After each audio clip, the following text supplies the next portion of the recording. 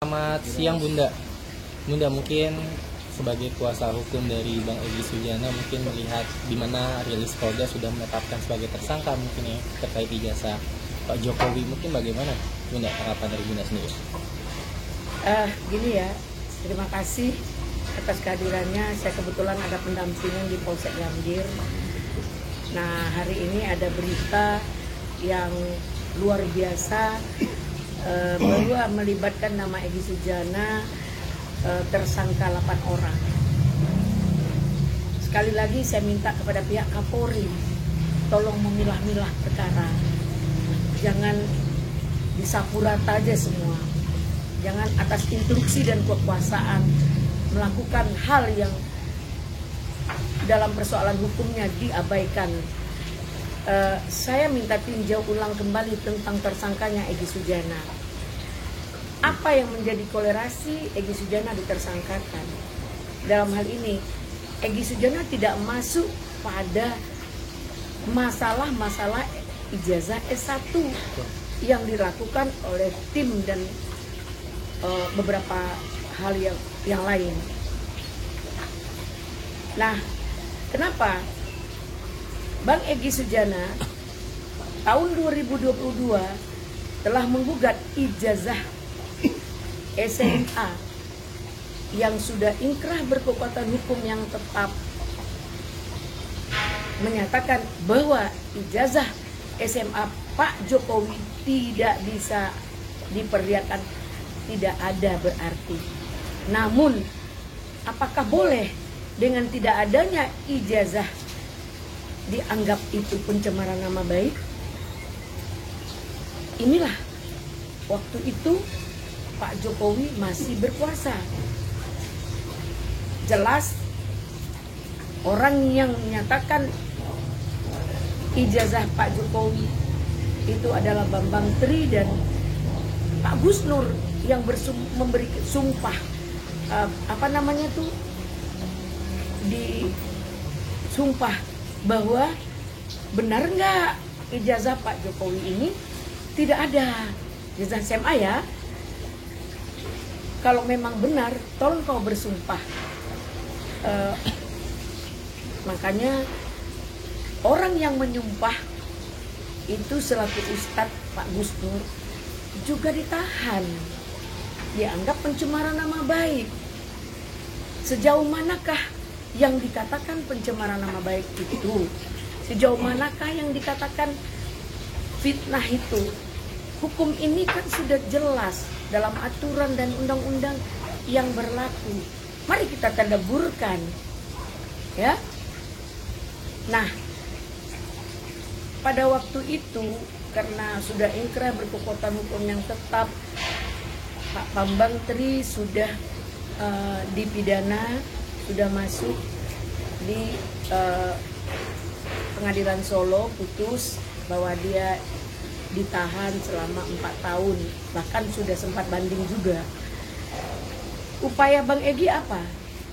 Mempertanyakan hal ini ke Bareskrim dengan melakukan dumas dan 6 bulan kemudian adanya pelaporan dari Pak Prabowo. Apakah di pelapornya katanya sih tidak termasuk, nggak ada nama di situ. Mungkin ada nama Bang Egy disambung-sambungkan atau dikolerasikan oleh pihak penyidik. Oke, dalam hal apa Bang Egy dinyatakan mempermalukan atau pencemaran nama baiknya?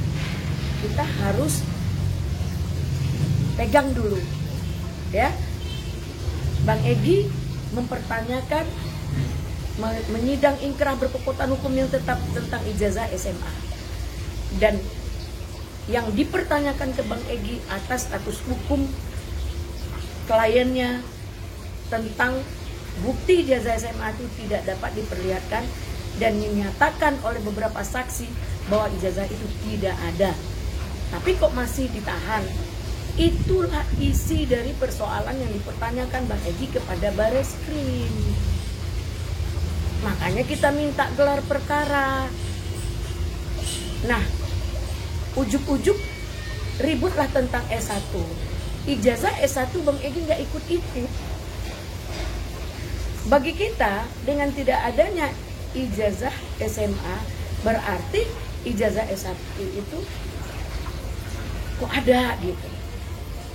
Nah, penelusuran dengan keahlian Roy Suryo, Tifa dan Rismon tentang S1 itu kita nggak ikutan karena kita juga nggak ahli dalam bidang itu. Kita ini adalah penegak hukum yang diberi kuasa oleh klien kita, makanya Bang Egy nggak ikut-ikut. Kenapa sekarang diinkludkan, disamakan semua perkaranya, ditersangkakan Egy Sujana? Maksudnya apa, Pak Polri, Pak Polisi? Maksud perkara ini seperti apa? Ya, dikatakan Bang Egy mangkir, Bang Egy datang kok sebagai saksi. Dan Bang Egy di sini sebagai kuasa hukum yang dilindungi oleh hak imunitas bahwa dia lagi bekerja dengan kode, dengan pasal yang tidak dapat digugat secara pidana dan perdata ketika membela klien. Ingat, Bang Egy porsinya sebagai pengacara, ya. Nah, ini yang menjadi dasar hukum. Kita tahu dan paham sekali, hukum itu melekat pada pribadi. Bukan kita tidak bicara tentang Pak Rizal, tentang Kurnia, tentang DHL, yang notabene adalah petinggi-petinggi dari TPUA, ya. Tapi hukum tidak bisa dibikinkan guru, karena hukum itu melekat pada diri sendiri. Nah, disinilah saya minta kepada Kapolri dan juga kepada Pak Prabowo, Bang Egy ini kok dijadikan tersangka atas pencemaran nama baik. Nama baik siapa yang dicemarkan Bang Egy? Terus yang dikatakan tidak boleh ada hukum lain apabila ijazah tersebut dapat dilihatkan, baru ada hukum lain, baru ada pencemaran nama baik karena ijazahnya ada dan benar.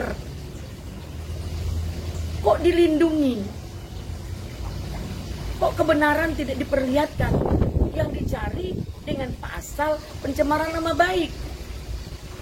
Coba cari ketetapan bahwa benar adanya ijazah Pak Jokowi. Dengan ini mereka mencemarkan nama baik. Itu sah.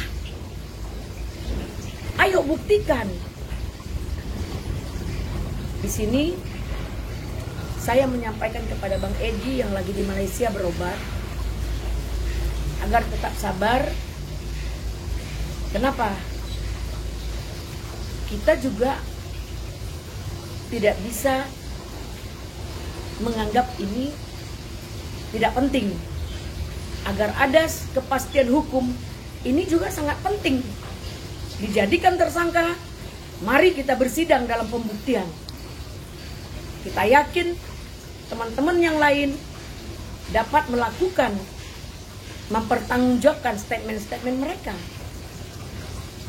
Makanya di sini saya pilih antara teman-teman yang lain yang berjuang tentang ijazah S1 yang mereka mungkin dapat membuktikan dan mereka yang lebih paham dengan ahli-ahli tersebut, berbeda dengan Bang Egy yang ijazah yang kita tuduhkan itu sudah ingkrah berkekuatan hukum yang tetap bahwa ijazah SMA-nya tidak dapat diperlihatkan, berarti tidak ada. Bun nanya Bun, tadi kan Bun Ega sempat bilang harus ada peninjauan ulang karena kan dari Bang Egy sendiri kan hanya berfokus pada ijazah SMA yang dimana kalau Roy Suryo dan lain-lain itu kan berfokus pada ijazah SMA S1 Bun ya. Mungkin langkah hukum dari Bunda sendiri sebagai kuasa hukum bagaimana Bun? Kita akan lakukan upaya hukum. Ya, mungkin ada beberapa statement nanti kita akan bicarakan dengan tim. Ada Pak Al-Katiri juga, ada Hizbullah sebagai anaknya, dan juga kita akan konsultasikan kepada Bang Egy yang kita anggap selama ini Bang Egy diam bukan karena dia dibayar 50 miliar ya, maaf ya, dia fokus kepada penyakitnya. Yang kedua, dia juga fokus kepada persoalan bahwa yang digugat oleh tim teman-teman yang lain itu bukan ijazah SMA, tentu berbeda. Disinilah kami tidak terlalu ikut campur dan tidak membersamai dalam perkara S1 ya. Tapi untuk ijazah tersebut kita kan harus ada legal standingnya. Saya kuasa hukum yang punya legal standing dari Bang Egy doang, ya. Dari teman-teman yang lain nggak ada. Mereka punya kuasa hukum yang lain. Jadi jangan dianggap saya merasa yang lain hanya membela Bang Egy sih, tidak. Semuanya sama. Tapi kan nggak ada hak saya untuk berbicara karena saya adalah kuasa hukum Bang Egy. Dan kami sudah berkoordinasi dengan Bang Egy di Malaysia. Jawabannya apa?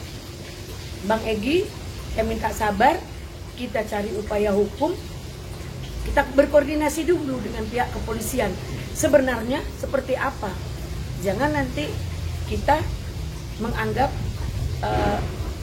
pihak kepolisian dengan hal tidak bisa memilah. Kita selama ini melakukan proses hukum dengan konstruksi hukum dengan benar dan baik. Jangan kita merasa